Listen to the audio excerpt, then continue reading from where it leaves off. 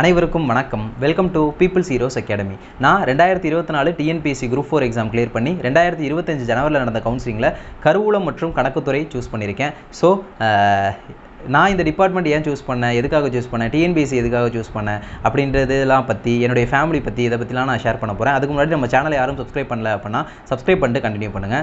அதுக்கு முன்னாடி ஒரு சின்ன விஷயம் இருக்குது. நான் பர்சனல் விஷயங்கள் எங்கேயும் ஷேர் பண்ணது கிடையாது. 2021 செப்டம்பரில் இந்த சேனல் ஸ்டார்ட் பண்ணேன். இப்போ வரைக்கும் நான் எதுவும் பெருசாக ஷேர் பண்ணியிருக்க மாட்டேன். நிறைய பேர் கமெண்ட் பண்ணிங்கன்னா கூட நான் ரிப்ளை பண்ண மாட்டேன். எஜுகேட் பண்ணுறதுக்காக ஸ்டார்ட் பண்ணோம், அந்த விஷயத்தை மட்டும் பண்ணுவோம் அப்படின்றதெல்லாம் பண்ணியிருந்தேன். இப்போ நான் ஷேர் பண்ணுறதுக்கான காரணம் என்ன அப்படின்னா, என்னை மாதிரி லைஃப் கொண்ட நிறைய பேர், என்னை மாதிரி ஃபேமிலி பேக்ரவுண்ட் கொண்ட நிறையா பேர், என்னை மாதிரி கேரக்டர் கொண்ட நிறைய பேர் இருக்கீங்க. ஸோ உங்களுக்குலாம் அது யூஸ்ஃபுல்லாக இருக்கும். உங்களுக்கு உங்களுடைய கான்ஃபிடன்ட் லெவல் இன்னும் கொஞ்சம் இன்க்ரீஸ் ஆகி மோட்டிவேஷனாக இன்னும் கொஞ்சம் படிப்பீங்க அப்படின்றதுக்காக நான் ஷேர் பண்ணுறேன். ஓகேங்களா? அப்போ என்னுடைய பேர் அப்படின்னு சொல்லி பார்த்தீங்கன்னா சரவணகுமார். என்னுடைய ஊர் அப்படின்னு சொல்லி பார்த்தீங்கன்னா திருச்சி. ஃபேமிலின்னு சொல்லி பார்க்குறப்ப அப்பா சாலையோர வியாபாரி, அம்மா ஹவுஸ் ஒய்ஃப், அண்ணன் படிச்சுக்கிட்டு இருந்தாங்க. இப்போ வேலைக்கு போயிட்டுருக்காங்க. இதுதான் விஷயம். நான் சின்ன பிள்ளையில் எனக்கு என்ன ஆசை அப்படின்னா, சின்ன பிள்ளையிலேருந்தே வந்து ஐபிஎஸ் ஆகணும் அப்படின்றதான் ஆசை. ஐபிஎஸ் ஆகணும், போலீஸ் ஆகணும், அந்த படத்தெல்லாம் பார்த்து போலீஸ் ஆகணும் அப்படின்னு சொல்லி துப்பாக்கி வச்சு இப்படி சொல்கிறது எல்லாருக்கும் இருக்கும், போலீஸ் ஆகணும்னு. அந்த மாதிரி ஒரு ஆசை எனக்கும் இருந்துச்சு. 1ஆவதுலேருந்து 5ஆவது வரைக்கும் ஒரு கவர்மெண்ட் ஸ்கூலில் படித்தேன் நான். நல்லா ஞாபகம் இருக்குது. 6 to 12 ஒரு கவர்மெண்ட் எய்டட் ஸ்கூலுக்கு மாற போகிறேன். அப்போ அந்த 5ஆவது ஸ்கூலில் இருந்து போய் டிசி வாங்க போகிறப்போ அந்த கவர்மெண்ட் ஸ்கூல் டீச்சர்ஸ் வந்து ரொம்ப இது பண்ணாங்க. அவனுக்கு நாங்கள் டிசி தரமாட்டோம், அவனை படிப்பை கெடுக்காதீங்கன்னு சொல்லி ரொம்ப இது பண்ணாங்க. ஆனால் நான் ரொம்ப அடம்பிடிச்சு நான் வேறு ஸ்கூல் போகிறேன் அப்படின்னு சொல்லிட்டு நான் போனேன். அந்த ஸ்கூலில் அந்த ஒரு 20 பேருக்கு ஒரு கிளாஸ் ரூம்னு இருந்தது மாதிரி நான் அந்த எய்டட் ஸ்கூல் போகிறப்போ ஒரு 80 பேர் 90 பேருக்கு ஒரு கிளாஸ்ன்ற ஒரு சுற்றுப்புறத்துக்கு போனேன். ஸோ என்னுடைய எஜுகேஷன் சாட் அப்படின்றது ஒன்று போட்டோன்னா, இது லோ லெவல், இது ஹை லெவல். அப்படியே 5ஆவது வரைக்கும் இப்படியே ஏறிட்டு போனது. அதுக்கப்புறம் 6ஆவதுலேருந்து 10ஆவது வரைக்கும் இப்படியே போனது. 11, 12 இப்படி போயிடுச்சு அப்படின்னு சொல்லலாம். அது வந்து ஸ்கூலை பற்றியோ மற்ற விஷயத்தை பற்றியுமோ நான் தப்பாக சொல்லலை. என்னுடைய மைண்ட் செட்டு, என்னுடைய ஃப்ரெண்ட்ஸ்லாம் மாற, என்னுடைய சுற்றுப்புறம் கொஞ்சம் கொஞ்சமாக மாற நானும் அப்படியே மாறிட்டு போயிட்டேன் அப்படின்றது ஒரு விஷயம். 10th வரைக்கும் கொஞ்சம் ஓகேவா நல்லா படித்து 11th 12th அப்போ அதுதான் ஃபஸ்ட் குரூப், கம்ப்யூட்டர் சயின்ஸ் தான் ஃபஸ்ட் குரூப். இப்போ எப்படி இருக்குன்னு சொல்லி தெரில திருச்சியில். 11th 12th computer science group எடுத்து ஃபஸ்ட் குரூப் எடுத்து படித்தேன். சொல்லிட்டேன் 11th 12th இப்படின்ட்டு. அப்போ உங்களுக்கு புரிஞ்சுருந்துருக்கும் எந்த அளவுக்கு சேட்டைகள் அப்படியே கொஞ்சம் கொஞ்சமாக இன்க்ரீஸ் ஆச்சு, படிப்பு லெவல் கொஞ்சம் கொஞ்சமாக கம்மியாச்சு அப்படின்றது தான் நிதர்சன உண்மை. 12th படித்து கம்ப்ளீட் பண்ணி முடிச்சாச்சு. அடுத்து 2015 to 18 திருச்சி பிஷபிபர் காலேஜில் பிஎஸ்சி கம்ப்யூட்டர் சயின்ஸ் பண்ணியிருந்தேன். காலேஜ்லேயும் அதே நிலமை தான். சேட்டைகள் அதிகமாச்சு, படிப்பு இல்லாமல் போயிடுச்சு அப்படின்ற மாதிரி ஆச்சு. காலேஜ் முடிக்கிறப்போ நிறைய சேட்டைகள் பண்ணியிருக்கேன், நிறைய தப்புகள் பண்ணியிருக்கேன். அதை பொது இடத்துல ஷேர் பண்ண விரும்பலை. இருந்தாலும் இதை நான் ஏன் பதிவு பண்ணுறேன் அப்படின்னா, நிறைய பேர் அந்த மாதிரி சுச்சுவேஷனில் கூட இருப்பீங்க. என்ன ஆனாலும் அதுலேருந்து வெளியே வந்து நம்மளால் ஒரு விஷயத்தில் உள்ளே என்ட்ரி ஆக முடியும் அப்படின்றதுக்காக நான் சொல்லிக்கிறேன். தென் காலேஜ் 2018 முடித்தேன். ஜஸ்ட் மிஸ்ஸில் ஃபஸ்ட் கிளாஸ் எடுத்தேன். அப்புறம் இவ்வளோ நாளாக திருச்சிக்குள்ளேயே சுற்றிக்கிட்டு இருந்தேன் நான். முதல் முறையாக ஃபேமிலியை விட்டு, ஊரை விட்டு, தெரியாத ஒரு ஊருக்கு போகிறோம் அப்படின்னு சொல்லி ஃப்ரெண்ட்ஸோடு கிளம்பி சென்னைக்கு போனோம். அங்கேருந்து சென்னை லைஃப் நிறையா கற்றுக் கொடுத்துச்சு. ஒரு ஐடி கம்பெனியில் ப்ளேஸ் ஆனேன். 2018 ஏப்ரல் எண்டில் போனோம். ஜூலை மாதமே ஒரு ஐடி கம்பெனியில் ப்ளேஸ் ஆகிட்டேன். ரொம்ப சந்தோஷப்பட்டாங்க. வீட்டில் வேலை கிடச்சிருச்சு அப்படின்னு சொல்லி ரொம்ப சந்தோஷப்பட்டாங்க. எனக்கும் ரொம்ப சந்தோஷமாக இருந்துச்சு. எல்லாமே நல்லா போயிட்டு இருந்துச்சு. அங்கே சென்னை லைஃப் அப்படின்றது நமக்கு ஒரு விஷயம் கற்றுக் கொடுக்கும் இல்லையா? கண்டிப்பாக சொல்கிறேன், சென்னை லைஃப் நிறையா கற்றுக் கொடுத்துருக்கு அப்படின்னு சொல்லுவேன். ஒரு லைஃப்னால் என்ன அப்படின்றது புரிய வச்சுச்சு. அவன் ஒருத்தனும் அவனுடைய கெரியருக்காக எவ்வளோ உழைச்சிக்கிட்டு இருக்கான். நம்ம என்னடா ஜாலியாக நம்ம சுற்றிக்கிட்டு இருக்கோம், வர காசு எடுத்து செலவு பண்ணிவிட்டு சும்மா சுற்றிக்கிட்டு இருக்கோம். ரொம்ப படம் பார்ப்பேன் நான். படம் பைத்தியம் மாதிரி சுற்றிக்கிட்டு இருப்பேன். அந்த மாதிரி சுற்றிக்கிட்டு இருக்கமே அப்படின்னு சொல்லிட்டு. ஸோ வந்து அந்த மாதிரி சென்னை லைஃப் நிறையா கற்றுக் கொடுத்துச்சப்போ, சரி நமக்கு என்ன இன்ட்ரெஸ்ட் அப்படின்றத நம்ம பண்ணுவோம் அப்படின்னு சொல்லி, சரி நமக்கு என்ன இன்ட்ரெஸ்ட்னு சொல்லி யோசிச்சப்போ, மேஜரில் பெருசாக சத்தியமாக இன்ட்ரெஸ்ட் கிடையாது எனக்கு ஐடி லைஃப்பில்.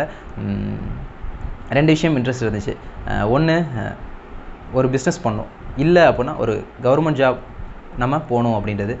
பிஸ்னஸ் பண்ணோம் அப்படின்றது நம்ம பார்க்குறோம். பிஸ்னஸ்மேன்ஸ்லாம் எப்படிலாம் இருக்காங்க, எவ்வளோ பணக்காரங்களாக இருக்காங்க, அவங்க எப்படிலாம் இருக்காங்க, அவங்களோட ஆட்டிடியூட் எப்படி இருக்குது, அவங்க லைஃப் ஸ்டைல் எப்படி இருக்குது அப்படின்றதெல்லாம் பார்த்ததுனால அந்த ஆசை இருந்துச்சு. கவர்மெண்ட் ஜாப் பொறுத்த வரைக்கும் அந்த ஆசை எதுக்காக இருந்துச்சு அப்படின்னா, கண்கூட்டி பார்த்துருக்கேன், ரிலேட்டிவ்ஸில் பார்த்துருக்கேன். ஸோ அவங்களுடைய லைஃப் ஸ்டைல் எப்படி மாறுது, அவங்களுடைய மதிப்பு மரியாதை எப்படி மாறுது அப்படின்லாம் பார்க்குறப்ப, ஸோ கவர்மெண்ட் ஜாப், இந்த 2 மேலேயுமே எனக்கு ஒரு ஆசை இருந்துச்சு. ஸோ பிஸ்னஸ் பண்ணுறதுக்கான முயற்சிகள் எடுத்தேன். அதுக்கு நிறைய அமௌண்ட்லாம் தேவைப்பட்டுச்சு. ஸோ அவ்வளோ இது பண்ணி ஸ்ட்ரெயின் பண்ணி பண்ண முடியல. ஸோ நிறைய காரணங்களால் அந்த பிஸ்னஸ் பண்ண முடியாத போயிடுச்சு. ஸோ ஒரு ஆப்ஷன் தான் இருந்துச்சு. அந்த ஒரு ஆப்ஷன் தான் இந்த கவர்மெண்ட் ஜாப் அப்படின்றது. இந்த கவர்மெண்ட் ஜாபுமே வந்து நான் சின்ன பிள்ளையில் ஆசை, போலீஸ் ஆகணும்னு ஆசை. ஏன் போலீஸ் இருக்குது, பேங்கிங் இருக்குது, எஸ்எஸ்சி இருக்குது, டிஎன்பிசி இருக்குது, அதெல்லாம் விட்டுட்டு மற்றதெல்லாம் விட்டுட்டு ஏன் டிஎன்பிசி சூஸ் பண்ணேன் அப்படின்றப்போ, டிஎன்பிஎஸ்சி நான் பார்த்து கண்கூட்டி பாஸ் ஆகி போனவங்க டிஎன்பிஎஸ்சிலேருந்து போயிருந்தாங்க. ஸோ நான் இந்த ஃபீல்டுக்குள்ளே என்ட்ரி ஆனேன். அது மட்டும் இல்லாமல் மற்ற எஸ்எஸ்சி பேங்கிங்ஸ் விட டிஎன்பிஎஸ்சி தெரில என்னன்ட்டு அப்போ டிஎன்பிஎஸ்சி அப்படின்ற ஒரு ஆப்ஷன் மட்டும் தான் நான் சூஸ் பண்ணேன், வேறு எதுவும் சூஸ் பண்ணல. தென் அந்த ஆஃபீஸில் போயிட்டுருக்கப்பே ஒரு 2 months நான் லீவ் போட்டு எக்ஸாம்ஸ்க்கு படிக்கலாம் அப்படின்னு சொல்லி ப்ரிப்பேர் பண்ணேன். 2019 செப்டம்பர் 1 ஒரு எக்ஸாம் நடந்துச்சுங்களா ஞாபகம் இருக்குது. அந்த எக்ஸாமுக்கு படிக்கலாம் அப்படின்னு சொல்லி நான் ஸ்டார்ட் பண்ணேன். கிளாஸ் எங்கேயாச்சும் போகலாம் அப்படின்னு சொல்லி பார்க்குறப்ப நான் நிறைய இடத்துல ட்ரை பண்ணேன். நிறையா நியூஸ் பேப்பர்ஸில் விளம்பரம் போடுவாங்க ஃப்ரீன்னு சொல்லி. கால் பண்ணி கேட்பேன், ஓரியன்டேஷன் கிளாஸ் ஃப்ரீ தான், ஃபீஸ் வந்து 6000 பே பண்ணால் போதும், 7000 ஃபீஸ் பே பண்ணால் போதும் அப்படின்றது சொன்னாங்க. சரி வேண்டாம், நம்ம முதல் முறையாக ஒரு விஷயம் பண்ண போகிறோம், நம்ம சென்னையிலேயே இருந்து படிப்போமான்னு கூட நமக்கு தெரியாது, லீவ் போட்டு தான் படிக்கிறோம். ஸோ நம்ம ஒரு ஸ்டெப் நம்ம ஸ்டார்ட் பண்ண போகிறோம். ஸோ அதுக்காக நம்ம பெருசாக செலவு பண்ணி பண்ண வேணாம் அப்படின்னு சொல்லி மனிதநேயம் ஐஏஎஸ் அகாடமி அப்படின்னு சொல்லி நினைக்கிறேன், சென்னை வேளச்சேரி ஃபீனிக்ஸ் மால் பின்னாடி இருக்கும். ஒரு அரசியல்வாதி ஒருத்தர்னால அது ஃப்ரீயாக நடத்தப்பட்டதான். அவங்க அந்த சார் பேர் ஞாபகம் இல்லை, சைதை துரைசாமி சார்னு நினைக்கிறேன். ஸோ அந்த இடத்துக்கு போய் நான் முதல் முறையாக ஒரு டிஎன்பிஎஸ்சிக்கான ஒரு இடத்துல உட்கார்றேன், என்விரான்மெண்ட்டில் உட்கார்றேன் அப்படின்னா அதுதான் முதல் முறை.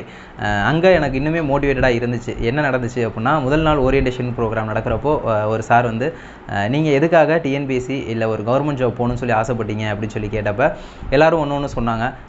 நான் வந்து மக்களுக்கு சேவை பண்ணுறதுக்காக அப்படின்னு சொல்லி சொன்னேன். அந்த விஷயம் என் லைஃப்பை இன்னும் கொஞ்சம் மாற்றி போட்டுச்சு அப்படின்னு சொல்லுவேன். ஏன்னா அவர் என்னை ரொம்ப பாராட்டினார். நான் இந்த பதில் தான் நான் எதிர்பார்த்தேன், யாரும் சொல்லலை. ஒரு சேவை பண்ணுறதுக்காக தான், இது வந்து மற்ற எல்லாம் வேலைன்னு சொல்லுவாங்க, இதை வந்து சர்வீஸ் அப்படின்னு சொல்லுவாங்க, சர்வீஸ் பண்ணுறதுக்காக தான் நம்ம உள்ளே வரணும் அப்படின்ற ஒரு மைண்ட் செட் வளர்த்துக்காங்க அப்படின்னு சொன்னார். அந்த மைண்ட் செட் அதனுடைய தாக்கம் எனக்கு இன்றைக்கி வரைக்கும் இருந்துகிட்டே இருக்குமோ, எப்பயுமே சர்வீஸ் தான் பண்ணணும் அப்படின்ற ஒரு மைண்ட் செட்டில் நான் இன்றைக்கி வரைக்கும் இருந்துகிட்டு இருக்கேன், எப்பயுமே இருப்பேன் அப்படின்றத நான் 100% உறுதியாக நான் சொல்லுவேன். இதுதான் நடந்தது. அதுக்கப்புறம் நான் ஒழுங்காக படித்தேனான்னு கேட்டால் படிக்கலை. அப்படியே திரும்ப அப்படியே படத்துக்கு போகிறது, அப்படியே சுற்றிக்கிட்டு இருக்குது. ஒழுங்காக படிக்கலை, ஆனால் சும்மா புக்கை பார்க்குறது, கரண்ட் அஃபேர்ஸ் சும்மா பார்க்குறது, புக்ஸ் புரட்டுறது, அந்த மாதிரி விஷயம்லாம் இருந்துச்சு. ஒழுங்காக படிக்கலை. அந்த எக்ஸாம் எழுதுனதில் கிட்டத்தட்ட செக் பண்ணப்போ ஒரு 133 கொஷின்ட்டு நான் கரெக்டாக இருந்தேன். அப்போ ஒன்றுமே நம்ம படிக்காமல் நம்ம 133 கொஷின் போட்டோமே, இந்த மைண்ட்ஸில் நிறையா பேர் இருக்கும். ஒன்றுமே படிக்காமல் 133 கொஷின் போட்டோமே, அப்போ நம்ம படிச்சுட்டு போனோம்னா ஈஸியாக கிளியர் பண்ணிடலாமே அப்படின்னு சொல்லி சரி படிக்க ஸ்டார்ட் பண்ணலாம் அப்படின்னு சொல்லி வச்சு ஃபியூச்சர்லாம் சொன்னேன். தெரிஞ்சு அந்த 130 கொஷின்ஸ் வரைக்கும் ஈஸியாக போடலாம். அதுக்கப்புறம் நம்ம ஒரு கொஷின்ஸ் எடுக்கிறதோ நம்மளுடைய ஹார்ட் ஒர்க்கு நம்ம ரொம்ப போட வேண்டியதாக இருக்கும் அப்படின்ற ஒரு விஷயம். ஸோ அதுக்கப்புறம் சரி ஆஃபீஸ்லேருந்து ரிலீவ் ஆகிடலாம் அப்படின்னு சொல்லி நம்ம ட்ரை பண்ணலாம்னு சொல்லி நினச்சோம். ட்ரை பண்ணி ஒரு எக்ஸாம் பார்த்தோம். அந்த எக்ஸாமில் நமக்கு நம்ம போட்ட எஃபர்ட்டுக்கு என்ன கிடச்சின்னு சொல்லி பார்த்துச்சு. ஸோ 100% இதில் நம்பி இறங்கலாம் அப்படின்னு சொல்லி ஆஃபீஸ்லேருந்து பேப்பர் போட்டு ரிலீவ் ஆகிறதுக்கு பிளான் பண்ணேன். ரிலீவ் ஆகி வந்து 2019 நவம்பரில் ரிலீவ் ஆனேன். 2019 டிசம்பரில் கிளாஸ் ஜாயின் பண்ணேன்.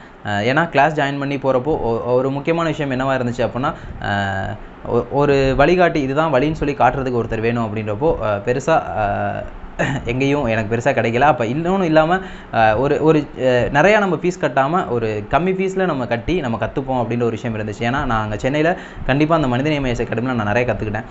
ஸோ அந்த ஒரு இதில் நம்ம நிறையா ஃபீஸ் பே பண்ண வேணாம், கொஞ்சம் அப்போ லோ ஃபீஸாக இருக்கிறதுல ஒரு நல்ல இன்ஸ்டியூட்டாக பார்த்து நான் சூஸ் பண்ணேன். இன்ஸ்டியூட் பற்றி இது வரைக்கும் நான் எங்கேயும் பேசினதில்லை. ஸோ இங்கேயும் வேண்டாம், அதை விட்டுருவோம். 2019 நவம்பரில் சேர்ந்துட்டேன். அங்கே எனக்கு கொடுத்தது நான் கட்டின ஃபீஸ்க்கு நான் முக்கியமாக எதுக்காக ஜாயின் பண்ண அப்படின்னா, அந்த ஸ்டடி ஹால் எனி டைம் உண்டு, லைஃப் டைம் கோர்ஸ் அப்படின்னு சொல்லி அப்போ கொடுத்தாங்க. ஸ்டடி ஹால் உண்டு அப்படின்ற ஒரு விஷயம் நான் அங்கே சேரதுக்கு முக்கியமான விஷயமா இருந்துச்சு. அப்போ நானும் என் ஃப்ரெண்டு இன்னொருத்தன் திருச்சியிலே ஒர்க் பண்ணிக்கிட்டு இருந்தான். அவன் 2 பேரும் சேர்ந்து நாங்கள் பேப்பர் போட்டு ரிலீவ் ஆகி வந்து எக்ஸாமுக்கு படிக்க ஆரம்பித்தோம். இதுதான் நான் வந்து டிஎன்பிஎஸ்சிக்குள்ளே என்ட்ரியான கதை. இதுதான் டிஎன்பிஎஸ்சிக்குள்ளே நான் உள்ளே வந்ததுக்கான கதை. இது வரைக்கும் இப்படி தான் வந்தேன். அப்போ டிஎன்பிஎஸ்சிக்குள்ளே நான் 2019 டிசம்பரில் ஜாயின் பண்ணிட்டேன். ஆஃபீஸ்லேருந்து ஒர்க் பண்ணி வந்திருக்கேன். அப்படின்றப்போ கை நிறைய கொஞ்சம் சம்பளம் வாங்கிட்டு நம்ம இருந்துட்டு இதுக்கப்புறம் திரும்ப நம்ம ஃபேமிலிகிட்ட இருந்து காசு வாங்கி அப்பாட்ட இருந்து காசு வாங்கி நம்ம போகணும் அப்படின்ற ஒரு விஷயம் இருந்துச்சு. இன்னொன்று நான் நிறைய யோசிச்சுட்டு வந்த விஷயம் என்ன அப்படின்னா, நம்ம சம்பளத்தை நம்ம விட்டுட்டு இங்கே வரோம், நமக்கு கண்டிப்பாக நிறையா பிரச்சனைகள் வரும், நிறைய பேர் பின்னாடி பேசுவாங்க, ஏன்டா விட்டுட்டு வந்தேன்னு கண்டிப்பாக நம்மளை கேட்பாங்க. என்றைக்குமே வந்து நம்ம ஏன்டா அந்த ஐடி ஷாப்பை விட்டுட்டு வந்தோம் அப்படின்னு சொல்லி நம்ம ஃபீல் பண்ணிடவே கூடாது அப்படின்ற ஒரு விஷயம் இருந்துச்சு. கண்டிப்பாக அதை நம்ம ஃபீல் பண்ணிடவே கூடாது அப்படின்ற ஒரு விஷயம் இருந்துச்சு. அதே மாதிரி இந்த ஃபீல்டை விட்டு வெளியே போயிடக்கூடாது, அச்சீவ் பண்ணாமல் போயிடக்கூடாது அப்படின்ற ஒரு விஷயம் இருந்துச்சு. நம்ம எதை எடுத்தாலும் அதில் சக்ஸஸ் பண்ணி தான் வெளியே போகணும் அப்படின்றத கண்டிப்பாக நான் உறுதியோடு இருப்பேன். ஸோ அந்த 2 மைண்ட் செட்டும் இருந்ததுனால கண்டிப்பாக என்னால் இங்கே சர்வை பண்ணி இருக்க முடிஞ்சிச்சு.